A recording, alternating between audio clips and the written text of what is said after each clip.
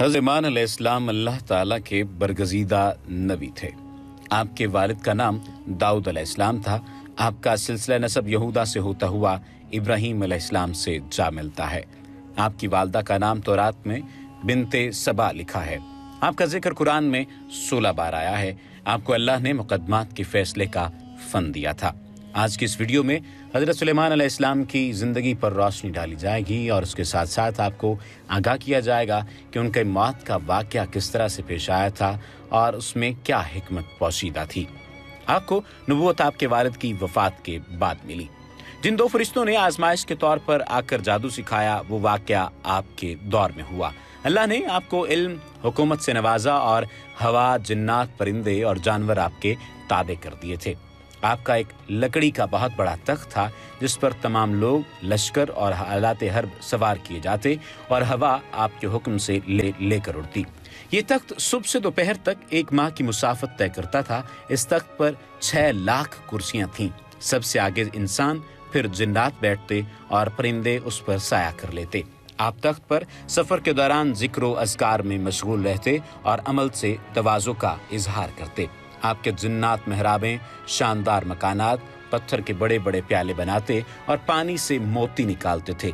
आपके वालिद के लिए अल्लाह ने कसीफ अज्साम मुसख्खर किए जैसे पहाड़, लोहा, और आपके लिए लतीफ़ अज्साम मुसख्खर किए जैसे हवा, जिन्नात।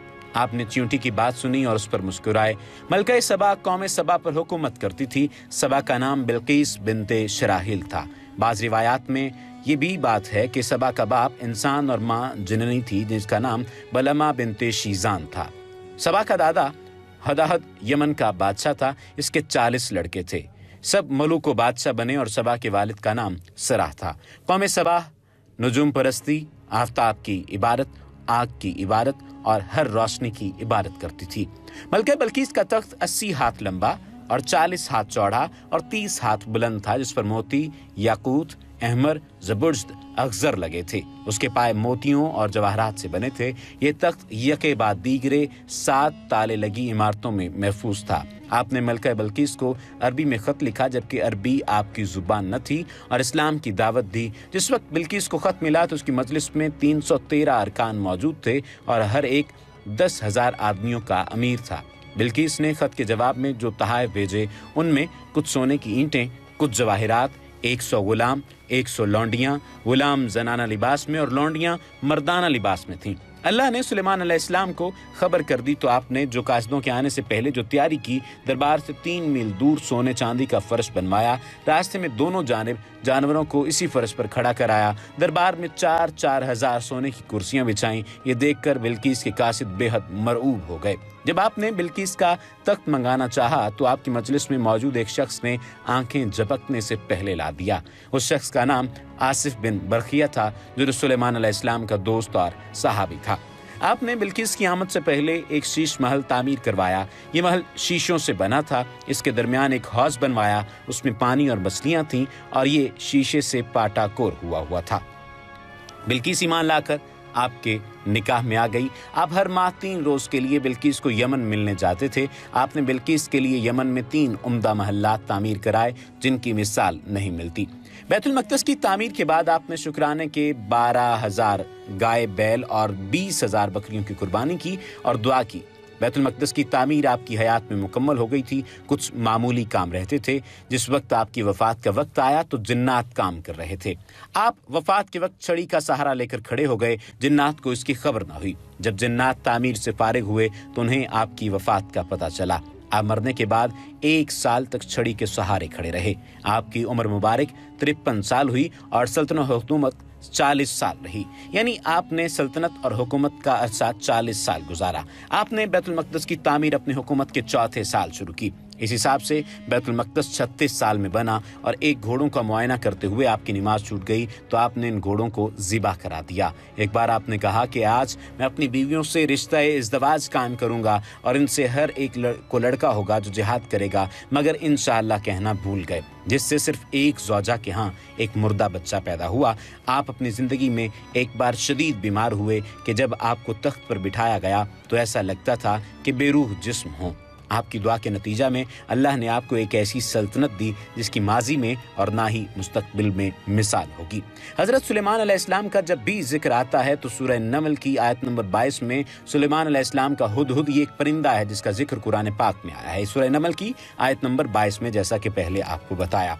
इस परिंदे का भी अब आपको जिक्र सुनाते हैं। और दोबारा से इल्तिमास है कि अगर आपने अभी तक हमारे चैनल को सब्सक्राइब नहीं किया तो सब्सक्रिप्शन का बटन भी दबा लीजिए, लाइक भी कीजिए और कमेंट सेक्शन में आप हमें बताइए कि कौन से वाक़यात हैं जो आप सुनना चाहते हैं, जो आपकी खिदमत में पेश किए जाएं। हज़रत सुलेमान और हुदहुद की बातचीत का जिक्र इस तरह है कि एक मरतबा सुलेमान अलैहिस्सलाम अपने दरबार में पूरे जाहो जल्लाल के साथ तशरीफ़ फरमा थे। इंसान, जन्नात, हैवानात के नुमाइंदे भी मौजूद थे, लेकिन परिंदों में हुदहुद मौजूद न था। फरमाया, क्या बात है कि मैं हुदहुद को मौजूद नहीं पाता। अगर वो वाकई गैर हाजिर रहे तो उसको सख्त सज़ा दूंगा या फिर ज़िबा कर डालूंगा, इल्ला ये कि वो अपनी गैर हाजिरी को माकूल वजह बयान करे। इसी गज़ब में थे कि हुदहुद हाजिर हो गया और हज़रत सुलेमान अलैहिस्सलाम के सवाल पर कहने लगा कि मैं एक यकीनी खबर लाया हूँ जिसे आप नहीं जानते। वो ये है कि सबा के मुल्क पर एक मलका हुक्मरानी करती है। अल्लाह ने उसको सब कुछ दे रखा है और इसका तख्त निहायत अज़ीमुश्शान है। मलका और उसकी कौम सूरज की पूजा करते हैं। वो इलाह वाहिद की इबादत नहीं करते और उसकी कौम सूरज की पूजा करती है। शैतान ने उनकी सूरज परस्ती को उनके लिए खुशनुमा बना दिया है। हज़रत सुलेमान अलैहिस्सलाम ने यह खबर सुनकर फरमाया कि तेरी सच्चाई का अभी इल्म हो जाएगा। मेरा ख़त ले जा और उसको उन तक पहुंचा और इंतज़ार करके उसका क्या जवाब देते हैं। हुदहुद ख़त लेकर उड़ा और ख़त मलका के सामने फेंक दिया। मलका ख़त पढ़कर अहले दरबार से कहने लगी कि अभी अभी ये ख़त सुलेमान की जानिब से आया है जो अल्लाह के नाम से शुरू किया गया है, जो बड़ा मेहरबान रहम फरमाने वाला है। ख़त का मजमून ये है कि तुम सरकशी का इजहार न करो और मेरे पास ताबेदार होकर आ जाओ। वज़ीरों मुशीरों ने कहा, जहाँ तक मरूब होने का ताल्लुक है इसकी ज़रूरत नहीं, क्योंकि हम ताकतवर और जंगी कुव्वत के मालिक हैं। अलबत्ता आखिरी फ़ैसला आपके इख्तियार में है, जो मुनासिब समझें फ़ैसला फरमाएं। मलका ने कहा, बेशक हम ताकतवर हैं, लेकिन सुलेमान के मामले में हमें जल्दी नहीं करनी चाहिए। मेरा ख्याल है कि पहले अपने नुमाइंदे भेजूं जो उसकी खिदमत में तहाइफ पेश करें, उससे उसकी शान व शौकत और मिजाज का अंदाज़ा लगाएं कि वो हमसे क्या चाहते हैं। अगर वाकई कुव्वत व शौकत के मालिक हैं तो फिर उनसे लड़ना फजूल है, क्योंकि फ़ातिह बादशाहों का वतीरा होता है कि जब वो किसी शहर में फातिहाना तौर पर दाखिल होते हैं तो उस शहर को बर्बाद और बाइज्जत शहरियों को जलील कर देते हैं। काजी सनाउल्लाह ने जिक्र किया है कि ये हुदहुद यमन के हुदहुद से खबर लाया था। हुदहुद सुलेमान अलैहिस्सलाम का नाम याफूर और हुदहुद यमन का नाम अनफीर था। सबा एक कौम का नाम है जो यमन में सुना से करीब आबाद थी और जिसका दारुस्सल्तनत माआरिब कहा जाता है। एक सवाल ये भी किया जाता है कि हज़रत सुलेमान अलैहिस्सलाम की ज़ौजात की तादाद क्या है। एक कहने वाले ने तो ये बात भी कही कि क्या हज़रत सुलेमान अलैहिस्सलाम की ज़ौजात की तादाद वाकई 999 थी या इससे कम व बेश, और इसके पीछे क्या सबब कार फरमा थे। अगर बात की जाए सुलेमान अलैहिस्सलाम की बीवियों की ज़ौजात की, तो सुलेमान अलैहिस्सलाम के पास ज़्यादा से ज़्यादा 100 ज़ौजात थीं, जिसका सबूत सही बुखारी की एक हदीस से मिलता है। अबू हुरैरा रज़ियल्लाहु तआला अन्हु इस ज़िमन में बयान करते हैं कि सुलेमान बिन दाऊद अलैहिस्सलाम ने कहा कि आज रात मैं 100 औरतों के पास जाऊँगा, हर औरत एक बच्चा जनेगी जो अल्लाह ताला के रास्ते में क़िताल करेगा। तो फरिश्ते ने कहा, इंशाअल्लाह कह लें। तो उन्होंने ना कहा, भूल गए, और इंशाअल्लाह कहना। जब भूले तो उस रात सबके पास गए तो उनमें से किसी ने भी कुछ न जना, सिर्फ एक ने आधा बच्चा जना। नबी करीम सल्लल्लाहु अलैहि वसल्लम ने फरमाया कि अगर वो इंशाअल्लाह कह लेते तो ऐसा ना होता और उनकी ज़रूरत को पूरा करने का बायस बन सकता था। ये सही बुखारी की हदीस नंबर 5242 है और सही मुस्लिम की 1654वीं रिवायत में 90 औरतों का जिक्र है। और एक और रिवायत जिसे इमाम बुखारी ने जिहाद के लिए औलाद तलब करने के बाब में ताल्लुकन जिक्र किया है, जिसमें 99 औरतों का जिक्र किया गया है। तो अब ये कहा जा सकता है कि जिसने 100 का अदद कहा है तो उसने जबर कसर किया, और जिसने 90 का अदद बोला है उसने इसे अलगा कर दिया। जैसा कि हाफिज़ इब्न हजर रहमतुल्लाह तआला अलैह ने इस हदीस की शरह करते हुए कहा।